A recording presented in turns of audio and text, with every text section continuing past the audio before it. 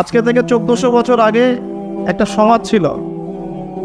এই সমাজের মধ্যে মানুষ আল্লাহর সাথে শিরক করত, মূর্তি পূজা করত, আল্লাহকে পাওয়ার জন্য লাত, উজ্জা, হবল, মানাত এগুলোর পূজা করত। ওই সমাজেই অর্থনৈতিক জীবনে মানুষ সুদভিত্তিক অর্থনীতির সাথে সম্পৃক্ত ছিল, সবাই সুদ খেত। ওই সমাজেই যুব সমাজ মাদকের সাথে সম্পৃক্ত ছিল বেশিরভাগ। ওই সমাজেই মেয়েদের অধিকার দেওয়া হতো না, কোনো কোনো ক্ষেত্রে মেয়েদেরকে জীবন্ত কবরও দেওয়া হয়েছে।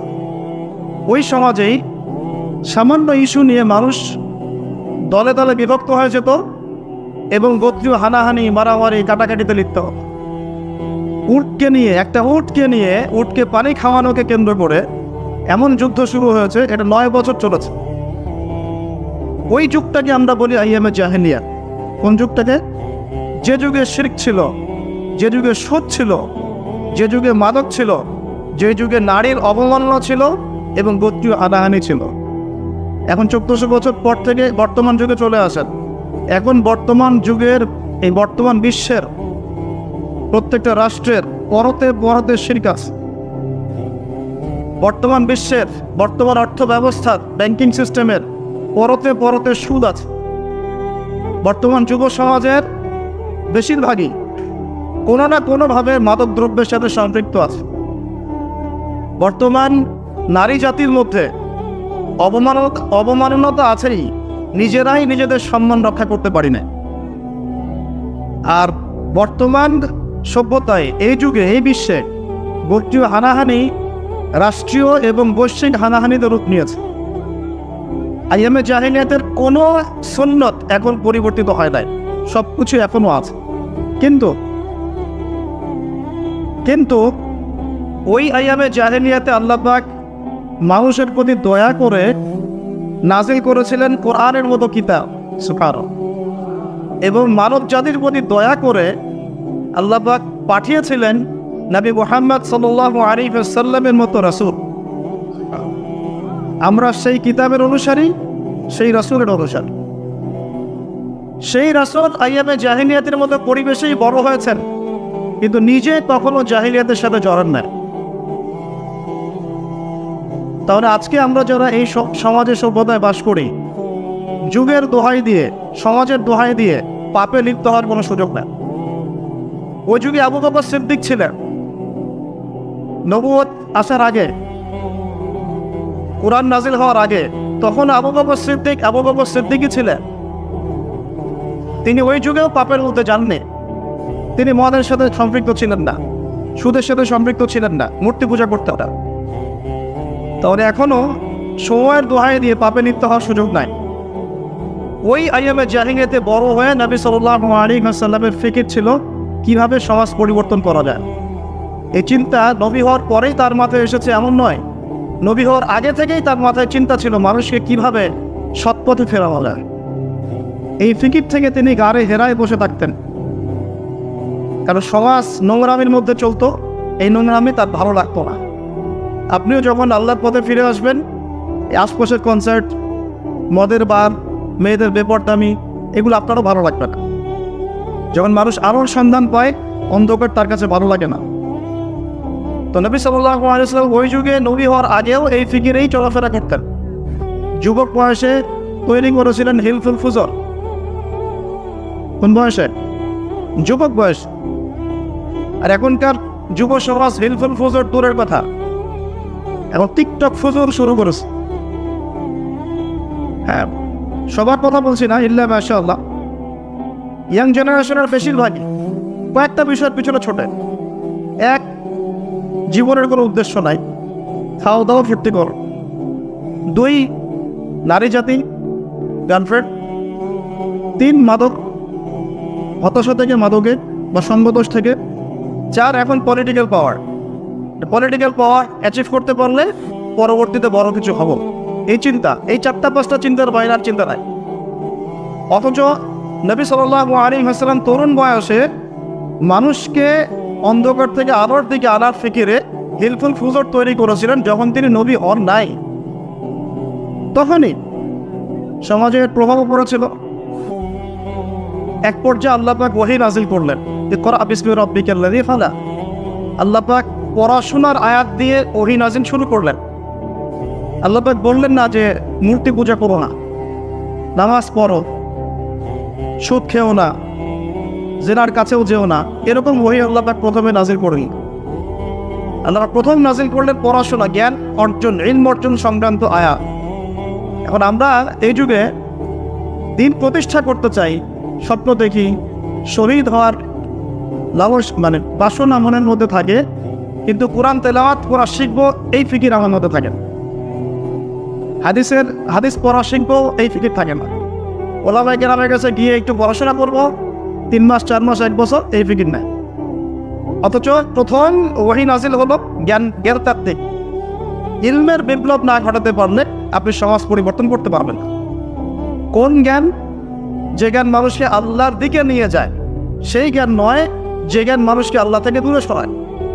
আর এখনকার পুরো বৈশ্বিক শিক্ষা সিস্টেমটা এভাবে ঢেলে সাজানো হয়েছে যে ধীরে ধীরে এই শিক্ষা সিস্টেম মানুষকে আল্লাহ থেকে দূরে সরায়। কিন্তু ইল্লা মাশাআল্লাহ, শুধু এর বাইরে যারা ওহী ভিত্তিক জ্ঞান চর্চা করি তাদের কথা আলাদা।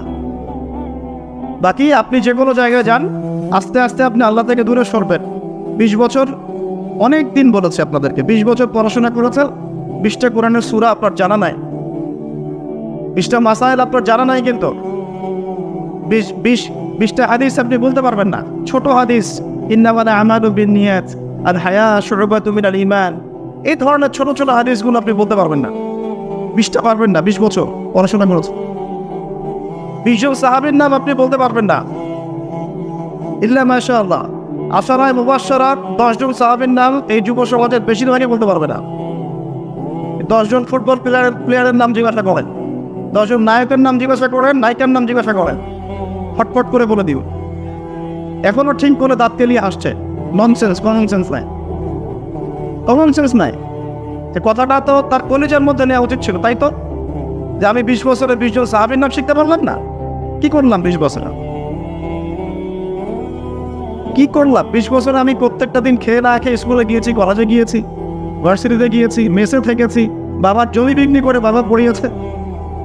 তা আমার পড়াশোনার ভিশনটা কি? একটা জব, একটা চাকরি। এটা তো দুনিয়াবী শিক্ষার কথা গেল। দিনই ইলমের জ্ঞানও যদি কেউ দুনিয়ার উদ্দেশ্যে শেখে, জাহান্নামে যাবে। নাউজুবিল্লাহ। আমি যদি এই উদ্দেশ্যে জ্ঞান চর্চা করি যে আমি দাওরা হাদিস পরীক্ষা দিব বা দিচ্ছি, উদ্দেশ্য কি? মানুষ আমাকে আলেম বলবে, মানুষ আমাকে বড় ফকিহ বলবে, ইফতা দিয়েছে মাশাআল্লাহ। এই উদ্দেশ্যে যদি জ্ঞান অর্জন করা শুরু করি, জাহান্নামে যেতে হবে। নাউজুবিল্লাহ। তাহলে দুনিয়ার জ্ঞান যে উদ্দেশ্যে আপনি অর্জন করছেন, অনলি একটা চাকরি, এখানে তো আল্লাহ নাই, আল্লাহর কনসেপ্টই নাই। আল্লাহর সন্তুষ্টি তো বন্তরের কথা। আমি বলছি না যে এই জ্ঞান আপনি অর্জন করবেন না, কিন্তু ইসলামী শিক্ষা বাদ দিয়ে নয়। এখন এই শিক্ষাকে সমন্বয় করবে কে? এখন কেন এগুলো কথা বলতে হচ্ছে? এগুলো তো সমন্বয় 50 বছর আগেই করা উচিত ছিল। 10 জন সাহাবীর নাম বলতে পারবে না। তাদেরকে জানাতে হয়।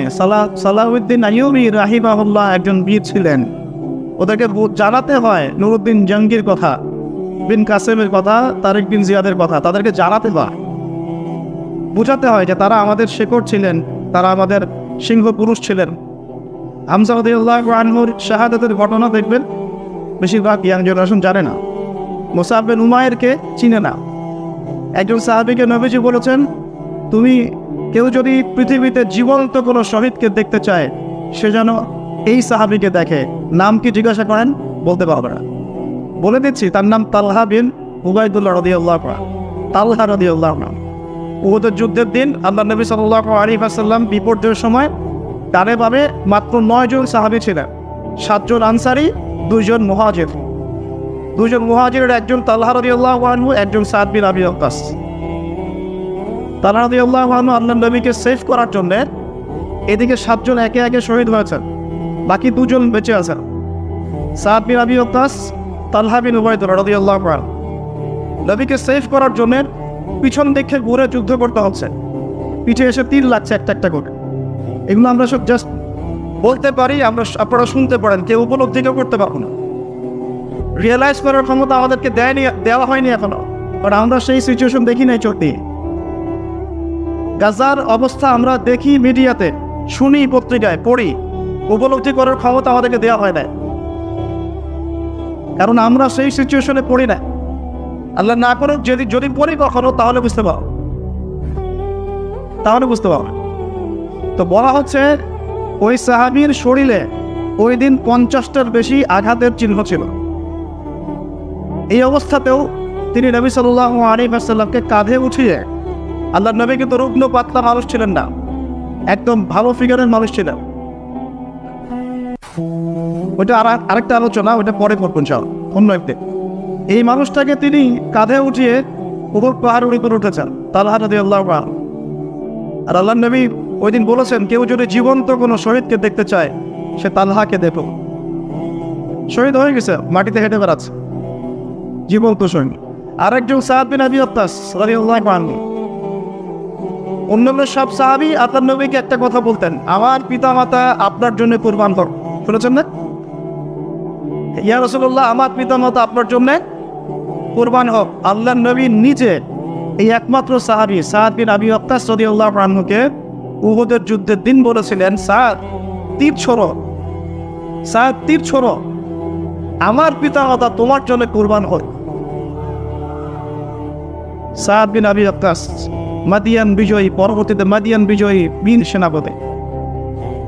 এই জেনারেশনকে আপনাদের এই নামগুলো শোনাতে হয়, চেনাতে হয়, তাহলে কি বুঝতে পারছেন তারা শিক্ষা সিস্টেমে কত পিছিয়ে গেছে, কত দূর চলে গেছে আল্লাহ থেকে, রাসূল থেকে, সাহাবীদের থেকে। যারা মাদ্রাসায় পড়ে তারাই শুধু এগুলো জানে। আর এই টোটাল পপুলেশনের কত পার্সেন্ট মানুষ মাদ্রাসায় পড়ে? অর্ধেক, মোটেও না, আরো কম নিশ্চয়ই, 40%, 30%, হয়তো 20% হবে। আর বিশ্বাস করেন, আমরা দেশ ঘুরে যা বুঝতে পারি যে বাংলাদেশের মোট জনসংখ্যা হয়তো 5 থেকে 10% মানুষ দিন নিয়ে ফিকির করে, বাকিদের কোনো ফিকিরই নাই। তো আমাদের ওস্তাদরা এখন বলেন যে জেনারেল শিক্ষিত মানুষদের মধ্যে কিভাবে দিনটা প্রচার বেশি বেশি করা যায়, এই ফিকির করো তোমরা। আমাদের ওস্তাদরা এখন এই কথা বলেন, জেনারেল শিক্ষিত মানুষদেরকে ইসলাম থেকে এত দূরে সরিয়ে দেওয়া হচ্ছে, তাদেরকে কিভাবে ইসলামের দিকে আনা যায় সেই ফিকির করো তোমরা। যে কথাটা বলতে গিয়ে এত তো চলে আসলাম, আল্লাহর নবী সাল্লাল্লাহু আলাইহি ওয়াসাল্লামের কাছে প্রথম ওহী এসেছে পড়াশোনা কেন্দ্রিক। অতএব আমাদের সবার আজকের প্রথম লেসন, নসিহত হচ্ছে, শিক্ষাটা হচ্ছে, দিনের যদি বিজয় আপনি চান, নিজের যদি ইহকালীন কল্যাণ চান, পরকালীন মুক্তি চান, বা আমরা চাই, তাহলে লেখাপড়া করার কোনো বিকল্প না। একদিনের ওয়াজ শুনে বাসায় চলে যাবেন, কোনো ফায়দা নাই। আপনাদেরকে ওলামায়ে কেরামের কাছে এসে পড়াশোনা করতে হবে, সিলেবাস করে নিতে হবে। ওস্তাদ হুজুর, আমি এই পর্যন্ত পড়েছি, আমাকে একটা সহজ সিলেবাস করে দেয়, কিভাবে পড়াশোনা করলে আমি দিনের জ্ঞান অর্জন করতে পারবো, একটু দাওয়াতি কাজ করতে পারবো, দিনের কিছু কাজে আসতে পারবো। আর এটা অবশ্যই আলেম লাগবে। ওলামায়ে কেরাম ছাড়া একা একা যদি চলতে চান, তাহলে ওই যে অনলাইনের ব্রাদার সিস্টার্সদের মতো হয়ে যাবে। ইশারা দিলাম, বুঝে না। গরুর লেজ ছাগলের পাশায় লাগাই দেবেন, ছাগলের লেজ গরুর পাশায় লাগাই দেবেন, এই কাজ করেন। কারণ হকপন্থী ওলামায়ে কেরামদের সাথে সম্পৃক্ত না থাকলে নিজের বোঝ অনুযায়ী সে চলা শুরু করে, তখন তার উম্মতের খেদমতের জায়গায় গোমরাহি সুযোগ আছে। আল্লাহ পাক আমাদেরকে হকপন্থী আলেম চেনার তৌফিক দান করুন, সহবত নসিব করুন। আর আপনি ঘর থেকে বের না হলে আল্লাহ পথ দেখাবেন না, আপনাকে বেরোতে হবে, খুঁজতে হবে। এক ভাই বলছে রংপুরের একটা মাহফিলে যে রংপুরে তো আমি কোনো এরকম রিনাউন্ড কোনো আলেমকে পাচ্ছি না, কি করবো? বললাম, সারা দেশ খোঁজো, ঘুরো, দেশের যেখানে পাবো সেখানে যেতে হবে। প্রয়োজনে সে আলেমের সাথে সম্পৃক্ত রাখার জন্যে তোমাকে ওইখানেই পড়াশোনা করতে হবে, আশপাশে চাকরি বাকরির ব্যবস্থা করতে হবে। এই ফিকির তো আমার, তারও না আমার, গন্তব্য আমার। তো এটাকে আসমান থেকে মান্না সালোয়ার মতো পড়বে। অতএব প্রথম নসিহত, দিনই ইলমের চর্চা বাড়িয়ে দেয়। আমি আপনাকে ফকিহ হতে বলছি না, মুহাদ্দিস মুফতি হতে বলছি না, বলছি বেসিক পড়াশোনা করেন, আদারওয়াইজ আপনি দিন থেকে ছুটকে যাবেন। আর পড়াশোনা করার এটা প্ল্যাটফর্ম না, এটা পড়াশোনা করার কোনো প্ল্যাটফর্ম না। এই ফেসবুক, ইউটিউব, এটা পড়াশোনা করার কোনো প্ল্যাটফর্ম না। এখানে শুধুমাত্র এখন ফিতনা ছড়ানো হচ্ছে। আপনি যদি বলেন ভাই আপনার লেকচার শুনি ইউটিউবে, ফেসবুকে, আরও বড় বড় আলেমদের লেকচার শুনি, আমি স্বীকার করছি, এটা আমি স্বীকার করছি। কিন্তু এই 10% উপকারিতার চাইতে এখানে 90% ফিতনা আছে। আর ওই ফিতনাটাকে চিহ্নিত করার জ্ঞানের গভীরতা যদি আপনার না থাকে, তাহলে আপনি বিভ্রান্ত হয়ে যাবেন। একই বিষয়ে 10 রকম 10টা কথা বলছে, মানুষকে ইস্যু পাগল বানিয়ে রেখে দেওয়া হয়েছে। সুবহানাল্লাহ, গাজা ইস্যু চলাকালীনও আমরা এমন এমন ইস্যু নিয়ে এখন মাঠ গরম করে বসে আছি, যেগুলো নিয়ে এখন কথা না বললেও হতো। আমাদের কমন সেন্স একদম নিচের পর্যায়ে নেমে গেছে। বাসার পাশে আগুন লেগেছে আর আমরা এখানে ইখতিলাফি মাসআলা নিয়ে ঝগড়া করছি। উম্মার উপর বিপদ এসেছে, কাফেররা যুদ্ধ লঞ্চ করেছে, কাফেররা ক্রুসেড লঞ্চ করেছে, আমরা এখন ইখতিলাফি মাসআলা নিয়ে ঝগড়া করছি। এখন হাত পাতাই ফিক্স করতে পারলাম না।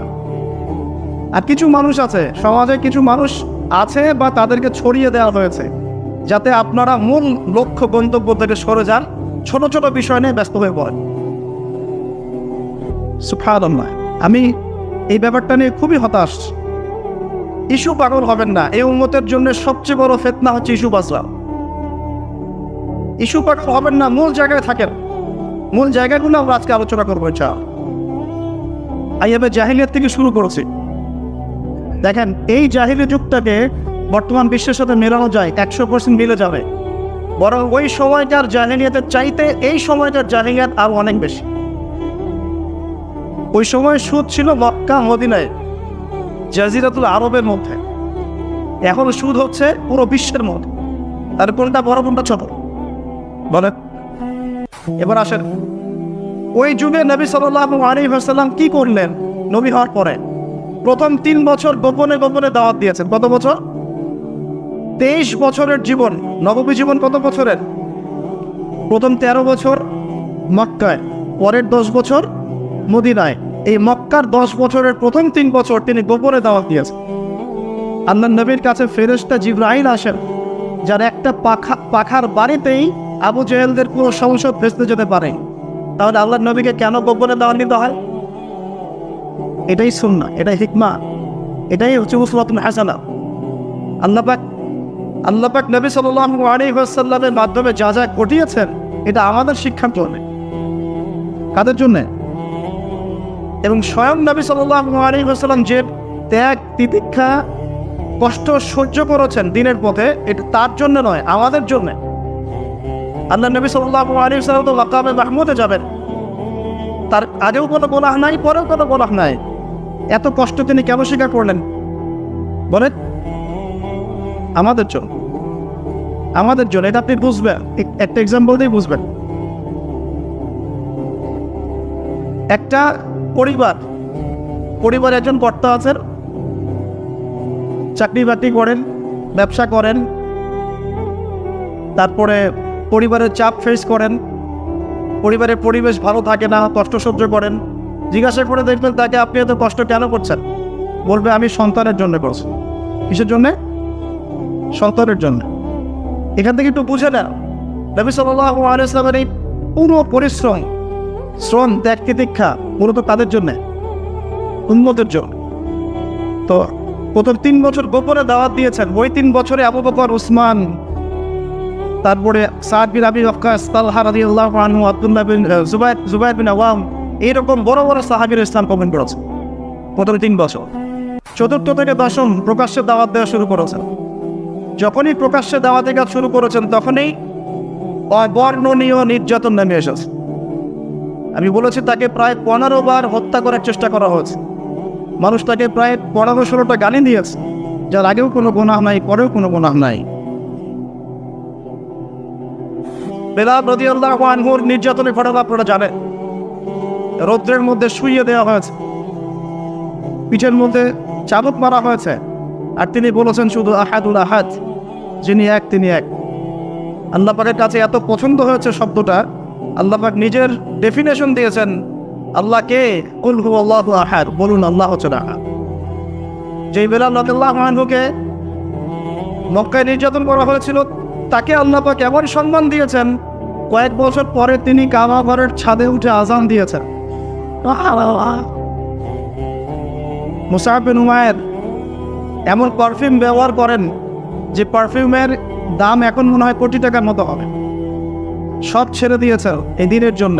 তার বাবা মা তাকে ত্যায্য করেছেন, নবীর সাথে চলে গিয়েছেন, একটা কাপড়ও থাকতেন, দ্বিতীয় কোনো কাপড় ছিল না। আব্দুল্লাহ বিন মাসউদ তাকে নির্যাতন করা হয়েছে, আবু বকর সিদ্দিক তাকেও নির্যাতন করা হয়েছে, উসমান রাদিয়াল্লাহু আনহুকেও নির্যাতন করা হয়েছে, সুমাইয়া রাদিয়াল্লাহু আনহা তাকে আবু জেহেল তার লজ্জাস্থানে বর্ষা নিক্ষেপ করে হত্যা করেছে। তার স্বামী ইয়াসির তাকেও নির্যাতন করে হত্যা করা হয়েছে। তার সন্তান আম্মার তাকে নির্যাতন করে সহ্য করা হয়েছে, নির্যাতন করে টর্চার করা হয়েছে। এটা কোথাকার কথা বলছি? মক্কার কথা বলছে। এখন এই অবস্থায় হক আর বাতিলের কনফ্লিক্ট চলতে থাকলো। নবী সাল্লাল্লাহু আলাইহি ওয়াসাল্লাম বললেন যে তোমরা হাবাশাতে হিজরত করো। কোন জায়গায়? কোন জায়গা বলেন? হাবাশা। হাবাশা কোন জায়গায়? এখন ইথিওপিয়া, ইরিত্রিয়া। এখনকার ইথিওপিয়া, ইরিত্রিয়া হাবাশা পাও। নবীজি বলেছিলেন সেখানে একজন রাজা আছেন যার নাম নাজাশী, তার রাজ্যে কেউ জুলুমের শিকার হয় না। সাহাবীরা সেখানে হিজরত করলেন এবং সেই বাদশা ভালো ছিল। এরপর নবী সাল্লাল্লাহু আলাইহি ওয়াসাল্লাম স্বয়ং তায়েফে গিয়েছেন। তায়েফের ঘটনা আপনারা জানেন।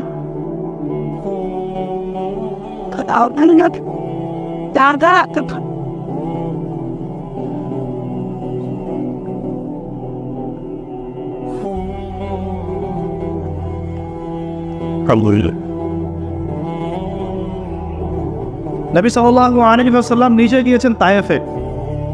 তায়েফে তিনজন বড় বড় গোত্র নেতা ছিল।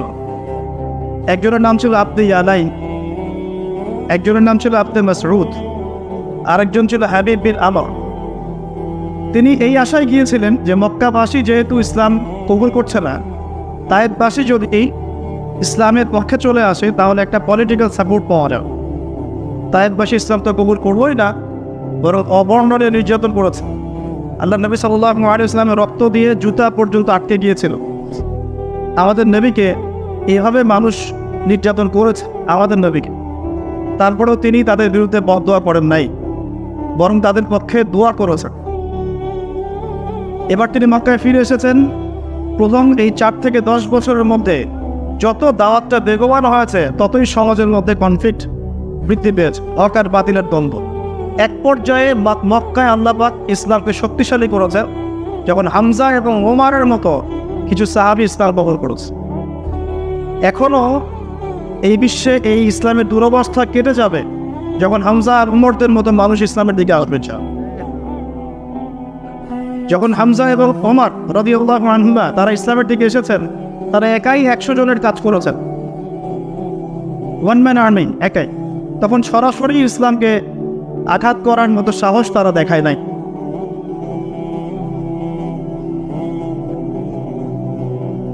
এরপর নবী সাল্লাল্লাহু আলাইহি ওয়াসাল্লাম নবুয়তের 11, 12, 13 এই 3 বছরে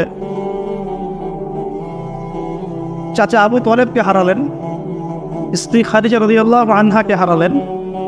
এর মধ্যে মেরাজের ঘটনাও ঘটল এবং ইয়াসরিব থেকে দফায় দফায় কিছু যুবক এসে ইসলাম কবুল করল। ইয়াসরিব কোন জায়গা? মদিনা। তৎকালীন নাম ছিল কি?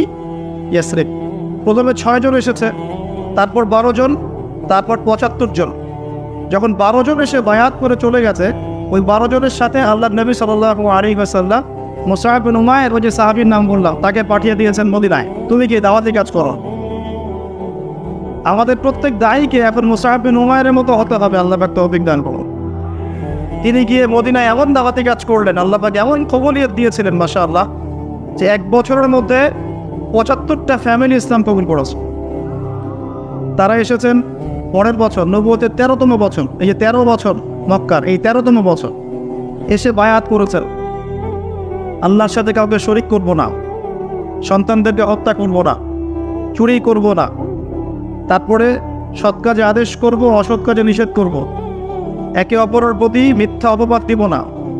এবং আপনি যখন হিজরত করে আমাদের ওখানে যাবেন, আমরা নিজেদের স্ত্রী সন্তানকে যেভাবে হেফাজত করি, প্রোটেক্ট করি, আপনাকেও করবো ইনশাআল্লাহ।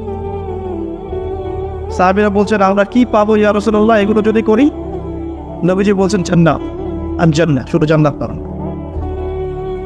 এই ৭৫ জন যখন ইসলাম কবুল করেছেন, তারপরেই হিজরতের প্রেক্ষাপট তৈরি হয়েছে। নবী সাল্লাল্লাহু আলাইহি ওয়াসাল্লাম সাহাবীদেরকে নিয়ে এবার হিজরত করলেন। ওই মদিনায় একটা ইসলামী রাষ্ট্র কায়েম হল। এখন আর ইসলাম দুর্বল নাই, রাষ্ট্র একটা কায়েম হয়ে গেল। ওখানে মসজিদ হলো। ধৈর্যের পরীক্ষা দিচ্ছি আমি, ওয়াল্লাহি মসজিদ হলে এই পরীক্ষা দিতাম না, কারণ এটা মাহফিলের মাঠ, এখানে এই ধৈর্যের পরীক্ষা দিতে হচ্ছে। এই জন্য শুরুতে একটা কথা বলেছিলাম, যত বেশি পারেন মসজিদ ভিত্তিক দিনই প্রোগ্রাম করা। ওয়াজ মাহফিল আলোচনার আদবের একটা পরিবেশও রক্ষা করা যায় না অনেক। এই জন্য আমার নিজেরও দিন দিন খুব অনাগ্রহ সৃষ্টি হচ্ছে ওয়াজ মাহফিল সম্পর্কে। এটা আমার অপরকতা ধরে নেবে না, এগুলোতে গোনা হয়। সূরা হুজুরাত পড়লে আপনারা বুঝতে পারতেন, সূরা হুজুরাত পড়লে বুঝতে পারতেন, যেখানে আল্লাহ এবং তার রাসূলের কথা আলোচনা হয়, সেখানে কোনো প্রকার বেয়াদবি করা যায় না, উল্টা নেকির জায়গায় গুনাহ হয়ে যাও। আর বক্তা কি করে, একটা বিষয়ে রিডিং করে মাথায় নিয়ে আস। যদি বিজ্ঞ কোনো স্কলার হয় বা কোনো আলেম হন, তিনি কিন্তু হোমওয়ার্ক করে আসেন যে আমি এইভাবে আলোচনাটা সাজাবো ইনশাআল্লাহ। যখনই আলোচনা মাঝখানে প্রতিবন্ধকতা আসে অথবা কোনো আশপাশ থেকে শোরগোল, গণ্ডগোল ইত্যাদি হয়, ওয়াজ মাহফিলে বক্তা তার আলোচনার প্রতি হারায় ফেলে। তখন সুর চলে কিছুক্ষণ, আর মানুষ মনে করে যে অনেক সুন্দর ওয়াজ হচ্ছে, সে টাইম পাস করে, তারপর উঠে চলে যায়, দ্যাটস অল। আর জনগণ সেই রাতের ওয়াজ শুনে বাসায় গিয়ে ঘুমায়, ফজরের নামাজ পড়া যায়। তো মূল জায়গাটা হচ্ছে কি, সাহাবাওয়ালা জিন্দেগি, সাহাবাওয়ালা দাওয়াত, সাহাবাওয়ালা শ্রোতা, এই প্রেক্ষাপটটা যদি সৃষ্টি করতে চান, ফিরায় আনতে চান, তাহলে ওই পরিবেশ দিতে হবে প্রত্যেকটা ক্ষেত্রেই, প্রত্যেকটা জায়গায়। আসেন, মূল জায়গায় আসেন। আমি কিন্তু আবার হারায় গেছি। কোন জায়গায় ছিলাম বলেন তো? কোন জায়গায় ছিলাম? হিজরত। এই যে হিজরত মদিনায় হলো, আমরা বোঝাতে যাচ্ছি যে কিভাবে আমরা এই প্রেক্ষাপটেও দিন কায়েম করতে পারি। নবী সাল্লাল্লাহু আলাইহি ওয়াসাল্লামের তরিকাটা কি ছিল? প্রথমে তিনি দাওয়াত দিলেন 3 বছর, তারপরে সাহাবীরা প্রকাশ্য দাওয়াতের সময় নির্যাতনের সম্মুখীন হলেন, এক পর্যায়ে হিজরত করলেন। তিনি নিজেও তায়েফে গেলেন, সেখান থেকে আবার ফিরে আসলেন। আল্লাহ পাক 3 বছর তাদেরকে শিয়ারে আবু তলেবে রেখেছেন। 3 বছর অবর্ণনীয় কষ্ট স্বীকার করেছেন। তার পরের বছর আমল হুজুন ছিল, চাচার ইন্তেকাল হয়ে গেল, আবু তলেব, খাদিজা রাদিয়াল্লাহু আনহার ইন্তেকাল হয়ে গেল। আল্লাহ পাক এই সময় মেরাজের ঘটনাও ঘটিয়েছে, সুবহানাল্লাহ। তারপরে 3 বছর ব্যাক টু ব্যাক 6 জন 12 জন 75 জন ইসলাম কবুল করলেন। মদিনায় হিজরতের প্রেক্ষাপট সৃষ্টি হলো, ইসলামী রাষ্ট্র মক্কায় কায়েম হলো না, আল্লাহ পাক মদিনাকে কবুল করলেন। সুবহানাল্লাহ। আল্লাহ পাকের কোনো পরোয়া নাই যদি বাংলাদেশের মানুষ দিন কায়েম না করেন, যদি বাংলাদেশের মানুষ দিন না পালন করে, দিন পালনের, প্রচারের, প্রসারের, কায়েমের প্রচেষ্টা না চালায়, আল্লাহ পাকের কিচ্ছু যায় আসে না। মক্কাবাসী কবুল করে নেই, আল্লাহর কিছুই যায় আসে নাই। আল্লাহ পাক মদিনাবাসীকে তৌফিক দিয়ে ধন্য করেছেন। ইসলামের ইতিহাসের প্রথম ইসলামিক স্টেট মক্কা নয়, প্রথম ইসলামিক স্টেট মদিনা। দারুল আরকাম ছিল যেমন মক্কায়, মদিনায় গিয়ে নবী সাল্লাল্লাহু আলাইহি ওয়াসাল্লাম আগে মসজিদ নববী নির্মাণ করলেন। জ্ঞান চর্চা, ওই যে প্রথমে বলেছি ইলমের চর্চা, কিন্তু ফাংশন চেঞ্জ হলো। কীরকম চেঞ্জ হলো? দারুল আরকাম শুধু দিনই জ্ঞান শিক্ষা, তাসকিয়া, দাওয়াত, এই মেহনতের একটা মার্কাজ ছিল, কিন্তু মসজিদ নববী শুধুমাত্র দাওয়াতের মার্কাজ ছিল না, বরং ওই মার্কাজ থেকে জিহাদের মুভমেন্টগুলো হয়েছে। পার্থক্য বুঝতে পারছেন? ওইখানে মসজিদ নববী কিন্তু শুধুমাত্র দাওয়াত, ইলমের প্রচার প্রসার, তাসকিয়াত মার্কাজ নয়। ওখান থেকেই পররাষ্ট্র নীতি অবলম্বন করা হচ্ছে, ওটা একটা সংসদের রূপে কাজ করছে। কোন জায়গাটা? নববী, মসজিদ নববী। এখন অবশ্য এটা নাই, এখন অবশ্য এটা অ্যাজ এ পার্লামেন্ট কাজ করছে না। করছে কি? রাসূল সাল্লাল্লাহু আলাইহি ওয়াসাল্লামের যুগে সেখানে দিনের জ্ঞান শিক্ষা দেওয়া হতো, দার্স হতো, মানুষ ইতিকাফ করতো, সালাত পড়তো, তিলাওয়াত করতো, জিকির করতো। পাশাপাশি ওইখান থেকেই সামরিক বিষয়গুলো মীমাংসা করা হতো, সৈন্য পাঠানো হতো, দাওয়াতের মেহনত হতো, ওখান থেকে জিহাদের মুভমেন্ট হতো। এখন কি সেটা হচ্ছে? তার ফাংশন পার্থক্য বুঝতে পারলাম। মদিনা হলো প্রথম ইসলামিক স্টেট। তারপর নবী সাল্লাল্লাহু আলাইহি ওয়াসাল্লাম রাষ্ট্রটাকে ঢেলে সাজালেন। প্রথমে আনসার আর মুহাজিরদের মধ্যে ভ্রাতৃত্বের বন্ধন সৃষ্টি করলেন। কেন এটা জরুরি? কারণ জনগণের মাঝে যদি ঐক্য না থাকে, আপনি জনগণকে নিয়ে দিন কার করতে পারবেন। এটার অভাবেই তোমরা বুঝছি, এই কারণেই তো পারছেন না বা পারছি না। পারবেন কিভাবে? আমরাই তো আমাদের শত্রু হয়ে গেছি। আমরা এমনভাবে আমাদের শত্রু হয়ে গেছি যে মনে হয় যে কারো মান সম্মান হানি করাটাকে মানুষ সওয়াবের কাজ মনে করেন, তাই না? কোন এক ভাই একটা ভুল করেছে মনে করেন, হতেই পারে, বা পাপও করেছে মনে করেন, পাপ করতেই পারে। তো প্রথম দায়িত্বটা আমাদের এখন হয়ে গিয়েছে এই যুগে এসে, ওই পাপটাকে সোহরাওয়ার্দী উদ্যানে গিয়ে 1 লাখ মানুষকে জড়ো করে বলতে হবে যে আমার ও ভাই আব্দুল্লাহ এই পাপটা করেছে। ওই সোহরাওয়ার্দী উদ্যান হচ্ছে এখনকার ফেসবুক। বুঝাতে পারছি না মনে হয়। আপনার এক ভাই ভুল করেছে, আপনি তাকে কিছু বললেন না, তাকে নকও করলেন না, ভুল সংশোধনও করলেন না, তাকে বললেন না যে ভাই আপনার এই কাজটা ভালো হচ্ছে, আপনি ইসলাম করলে ভালো হয়। সে জানলও না, বরং আপনি 1 লাখ মানুষের সামনে গিয়ে বললেন, এই শোনো, আমার অমুক ভাই আব্দুল্লাহ এই ভুল করেছে। কত বড় ননসেন্স আপনি চিন্তা করেন। কত বড় কমন সেন্সিং একজন মানুষ, আনকালচার্ড, আনসিভিলাইজড। আমার ওয়ার্ডগুলোতে রাগ করতেছে। ওই এক ভাই, ওই যে ভাই মাথা রাখছে, ধরুন মনে করেন এক্সাম্পল দিচ্ছি যে ভাই একটা ভুল করেছে, নাকি কেউ ভুল করবে না? এমন একজন মানুষ দেখান, একজন আলেম দেখান যিনি ভুল করেন নাই।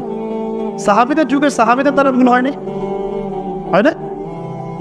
তো নবী সাল্লাল্লাহু আলাইহি ওয়াসাল্লামের কোনো সাহাবী যখন ভুল করতেন, নবী সাল্লাল্লাহু আলাইহি ওয়াসাল্লাম নিশ্চয়ই মিম্বরে দাঁড়িয়ে বলতেন নাউযুবিল্লাহ যে শোনো, আমার অনেক সাহাবী ভুল করেছে, বলতেন। বরং সর্বোচ্চ তিনি বলতেন কিছু কিছু মানুষ এরকম একটা ভাবছে, এটা বলতেন। কিছু কিছু মানুষ এই কাজ করছে, তারা যেন এই কাজ থেকে বিরত থাকে। কখনো বলতেন না যে আমার অমুক সাহাবী, এই শোনো অমুক তুমি এই কাজ করেছো। আজকে আমরা পুরো আনকালচার, অসামাজিক কিছু মানুষের অ্যাক্টিভিটিস দেখলে মনে হয় ফেসবুকে যে উম্মতের ভুল ধরার দায়িত্ব তাকে দেওয়া হয়েছে, আর তাকে মনে হয় ইলহাম করা হয়েছে। তো খুঁজে খুঁজে বের করবা যে আলেমগণ, দায়ীগণ, পীর সাহেবরা, হ্যাঁ, মুরব্বিয়ানেকেরাম, আমাদের ওলামায়েকেরাম, কে কোন জায়গায় কি ভুল করবো সেটা তুমি সবার আগে দেখবা, সবার আগে ফেসবুকে এসে বলবা। যে সবার আগে বলতে পারবে তার জন্য 1000 নাকি, দ্বিতীয়বার যে বলতে পারবে তার জন্য 900 নাকি, তৃতীয়বার বলতে পারবে তার জন্য 800 নাকি, হাফখানা এরকম। পুরা আনকালচার্ড মানুষ। অথচ যার ব্যাপারে সমালোচনা হচ্ছে তাকে কিন্তু সে কি ইনফর্ম করে নেই যে ওস্তাদ বা সাহেব বা ভাই এই প্রবলেমটা হচ্ছে, আপনি কি এটা সলভ করবেন কিনা, বা পরের লেকচারে বলে দিয়ে, বা পরের অ্যাক্টিভিটিসে আপনি এটা ক্লিয়ার করে দিয়ে। এই জিনিসটা আমাদেরকে অসামাজিক বানিয়ে ফেলছে, অসামাজিক। ভাবখানে এমন যে সর্বপ্রথম যদি আমি ভুলটা ধরতে পারি তাহলে আল্লাহর কাছে বহুত বড় নিয়ত বাবা, এবং জনসমক্ষে এটা প্রচার করাটা বড় নেকির কাজ। এর দ্বারা উম্মতের বড় খেদমত হয়ে যাচ্ছে। আদতে কি হচ্ছে শোনেন, আদতে আম জনসাধারণের ইসলাম চর্চা, ওলামায়ে কেরাম, বক্তা, দায়ীদের সম্পর্কে বিরূপ ধারণা সৃষ্টি হচ্ছে। এটা বোঝানোর মতো হিকমত আল্লাহ আপনাকে দেয় নাই। কারণ নাম শুধু সুপুরুষদের মতো রাখলেই তো হয় না, ভিতরটাও সুপুরুষের মতো হতে হয়। বাইরে ভাবখানা দেখলে মনে হচ্ছে যে আমরা আমাদের তাকওয়া পরহেজগারিতা জাহির করার জন্য ফেসবুককে পেয়েছি। ফেসবুকে সবাই খুব পরহেজগার, খুব আল্লাহওয়ালা, সারা জীবনে যা করুক না কেন ফেসবুকে খুব পরহেজগার ভাষা, ওখানে কোনো পাপই নাই। ভাবখানা এরকম আর এতে কি হচ্ছে জানেন, আল্লাহ রাব্বুল আলামিন আপনার সম্মান কমিয়ে দিবেন। এবং যে ব্যক্তির নামে আপনি এই গীবত রচনা করছেন সে যদি অপরাধী না হয় তাহলে কাল কিয়ামতের মাঠে আপনার ভয়াবহ অবস্থা, মারাত্মক অবস্থা হবে। ওই দিন এই ঋণ আপনি শোধ করতে পারবেন। মাঝখান থেকে এতগুলো কেন কথা বললাম জানেন? উম্মার ঐক্য বিনষ্ট হচ্ছে এই অসামাজিক কাজগুলোর কারণে। আমরা উম্মাকে ঐক্যবদ্ধ করার আপ্রাণ চেষ্টা চালাচ্ছি, কিন্তু কিছু কিছু মানুষ সিনে কিছু বিষয় নিয়ে মানুষকে ব্যস্ত করে রাখছে। এগুলো কোনো তানহাউনা আনিল মুনকার হচ্ছে না, এটা অসৎ কাজে নিষেধ নয়, বরং এটা আপনি ফাসাদ সৃষ্টি করছেন। ঘরের সমস্যা ঘরে সলভ করতে হয়। আপনার যদি ওয়াইফের সাথে কোনো প্রবলেম হয়, আপনি কি এখন এই ওয়াজে এসে বলবেন যে আমার ওয়াইফের সাথে আমার এই সমস্যাটা শোনেন ভাই আপনারা শুনেন, আমার ওয়াইফের সাথে আমার বহুত সমস্যা চলছে, আপনি কি এখানে এসে কথা বলবেন? ঘরের সমস্যা ঘরে সলভ করবেন। সলভ না হলে ইসলামী শরীয়ত মোতাবেক রাস্তা আছে, ওই রাস্তায় যাবে, বাস হয়ে গেল।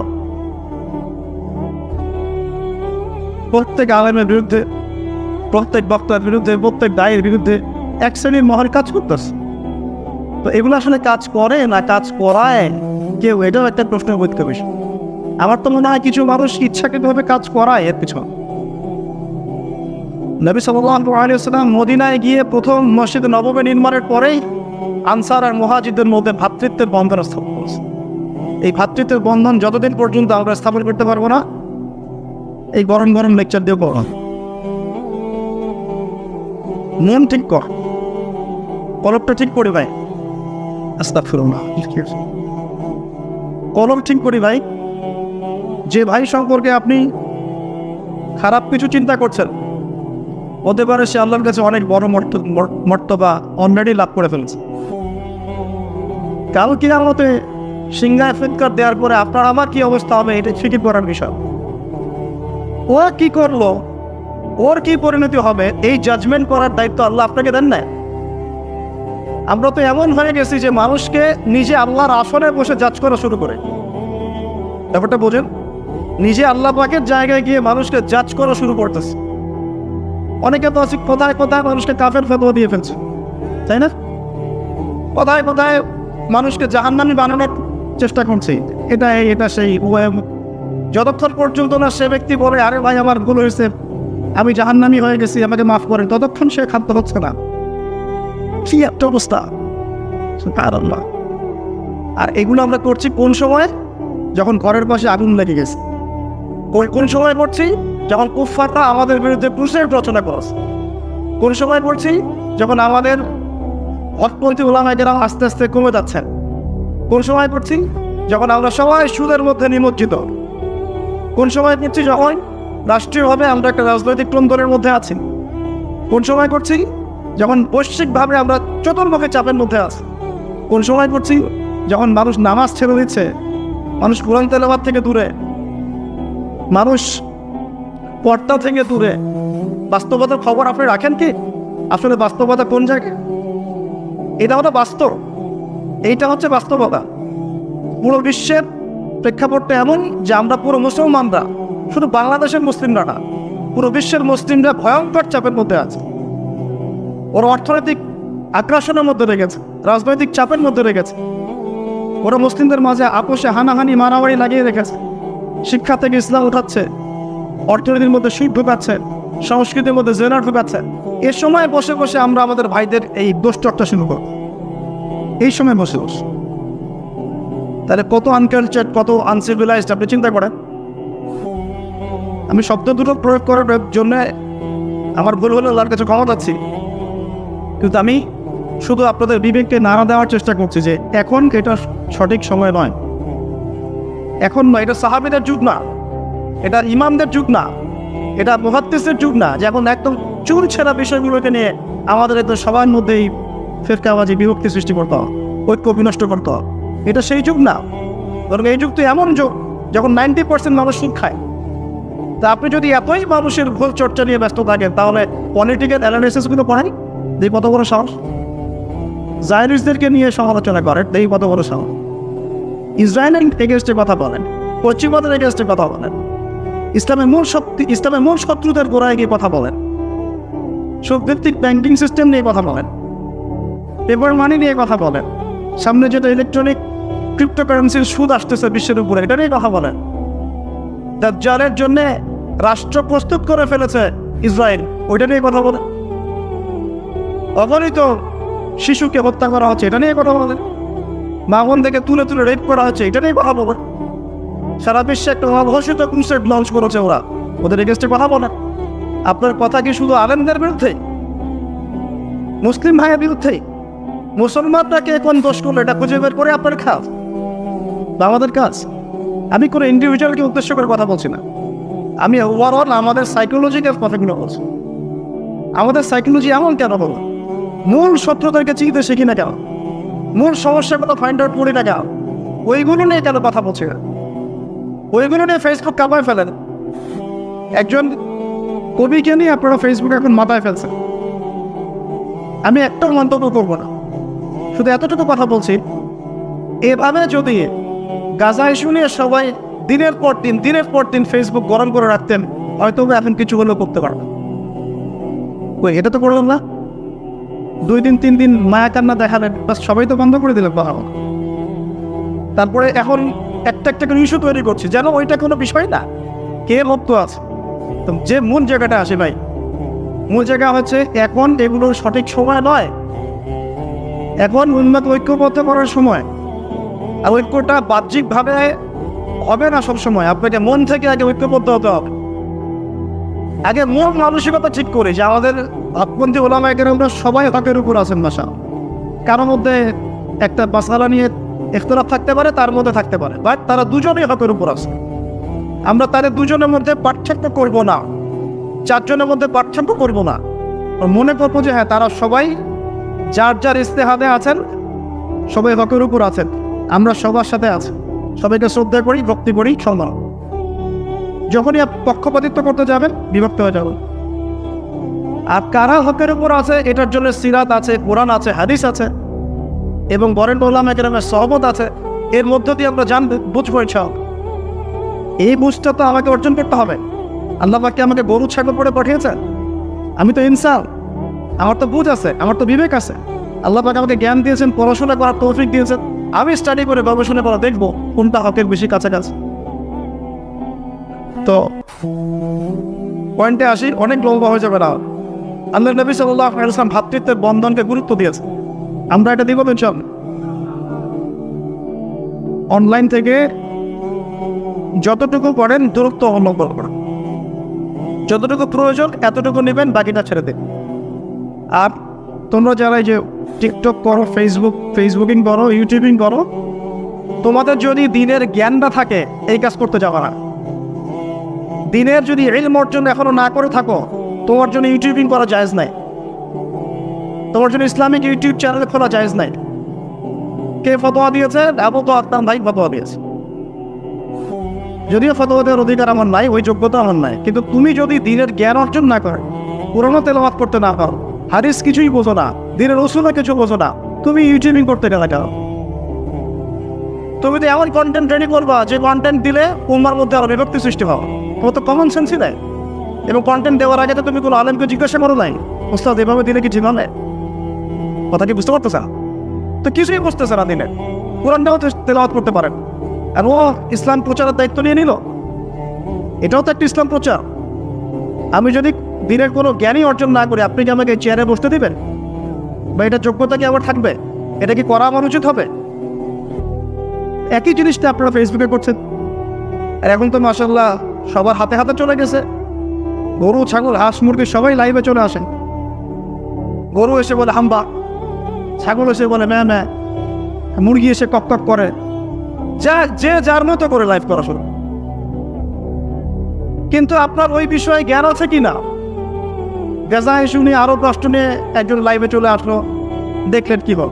একজন চলে এসে বললো সালাউদ্দিন আইয়ুবী আকিদা ঠিক না, আরেকজন এসে বললো এই, আরেকজন বললো সেই। আসলে বিষয়গুলোর অ্যানালাইসিস করবে কারা? মুহাক্কিক আলেমগণ, মুহাক্কিক ওলামায়ে কেরাম।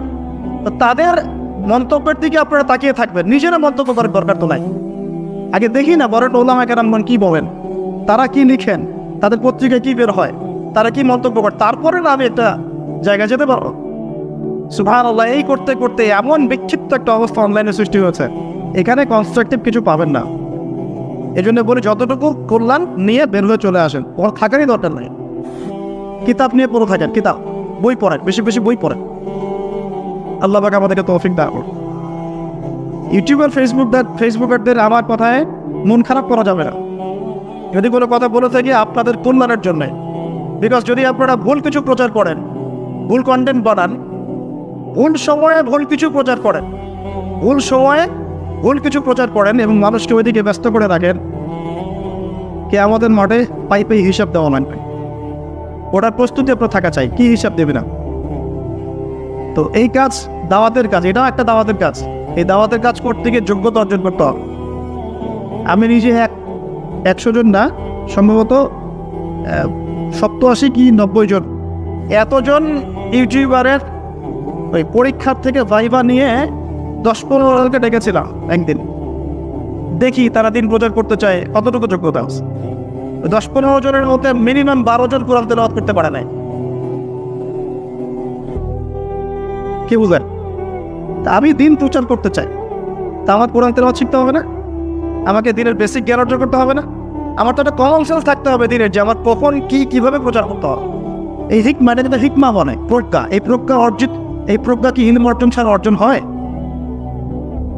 ইলম তো অর্জন করতে যাচ্ছ, আর কেন আসলা? এটা আর্নিং সোর্স, দরকার নেই তো আমার আর্নিং সোর্স। প্রয়োজনে আমি অন্য করে ব্যবসা করে খাবো, ওটাই কি আমার একমাত্র আর্নিং সোর্স? তো আমরা আসলে এমনি আমাদের কন্ট্রোলে নাই, আমি জাস্ট আমার মতো করে বলছি। কিন্তু যদি আমাদের ক্ষমতা থাকতো, কন্ট্রোল থাকতো, এই সামাজিক যোগাযোগ মাধ্যমগুলো ব্যবহার করার মূলনীতি দেওয়া থাকতো, এই যোগ্যতাগুলো অর্জন না করলে কারো হাতেই এই ডিভাইস যাবে না। এটা চায়নাতে আছে, রাশিয়াতে আছে, সবাই গণহারে ইউজ করতে পারে না। ইউজ করতে হলে একটা ক্রাইটেরিয়া থাকে, এই যোগ্যতা অর্জন করে তারপর তোমাকে এখানে এনরোল করতে হবে। বেশি না, দিয়ে দেন কোরআন, হাদিস, জিওপলিটিক্স, সাধারণ জ্ঞান, অর্থনীতি, বেসিক কিছু প্রশ্ন দিয়ে দেন, সিলেবাস দিয়ে দেন, দিয়ে বলেন এটা পড়াশোনা করে যারা টপ 80 হবে, টপ 100 হবে, এদেরকে দেওয়া হবে অনুমোদন।